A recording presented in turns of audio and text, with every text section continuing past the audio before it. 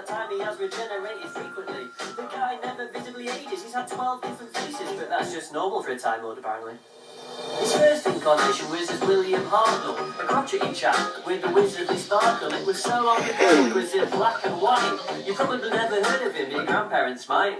Next up he was known as a cosmic hobo, a bit rough around the edges as you'll see from this photo. Played by Patrick Troughton, this version was a bit nicer, and he was the first Doctor to use the sonic screwdriver. Then John Pertwee became the third Doctor, dressing like a kind of vampire frog rock star. His TARDIS was disabled by the Time Lord people, and he had to drive around in a bright yellow motor vehicle.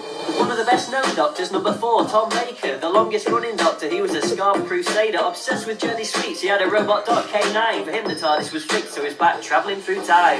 The 5th Doctor had a quite unique accessory. He sported on his left lapel a single stick of celery. This turned purple in practice gas-related jeopardy, but it didn't help him much in the caves of Adrazani, where he succumbed to Spectrox toxemia and was forced to regenerate.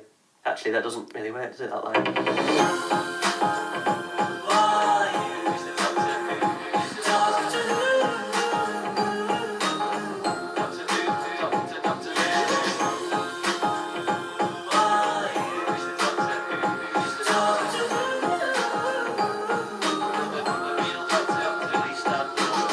Colin Baker, no relation to Tom, famous for wearing a jacket that looked like it had gone wrong. He fixed the chameleon circuit so the TARDIS could blend in with its surroundings instead of being stuck as the police box thing. Sylvester McCoy came next. He was Doctor number 7. Look at his umbrella handle, it looks like a question mark. In '89 the show got cancelled, which was pretty gloomy, but it was brought back 7 years later as a TV movie. Paul McGann was the man to bring the Doctor back to life in a plot based in San Francisco, 1999. It was another 9 years though before we saw the Doc again, but when we did it was the start of Doctor Who, the next gen. Christopher Eccleston, a proper northern Doctor, wore a black leather jacket and spoke like a bloke from Salford. He travelled with Billy Piper, who as a character was called Rose. He regenerated after just one series of 13 episodes. Doctor number 10, nearly there, David Tennant. Now we're getting to the ones you'll most likely remember. He battled all the big names, Cybermen, Daleks and the Master. Wore a pretty sharp suit, made him look like a hipster headmaster. David then regenerated into Matt Smith, another young Doctor who liked to dress swish, all tweed jackets and bow ties, not unlike Doctor number 2. 3 years he's the Doctor, which then brings us up to present day.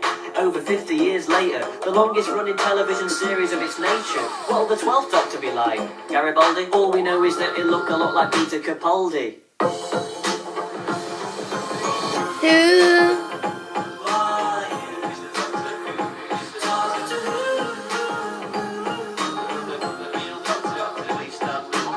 Obviously there's tons of stuff we don't have time to mention, like how exactly the Doctor is able to travel through time dimensions, and the fact that he's travelled with numerous companions, Susan, Perry, Clara, Jack, to name a few at random.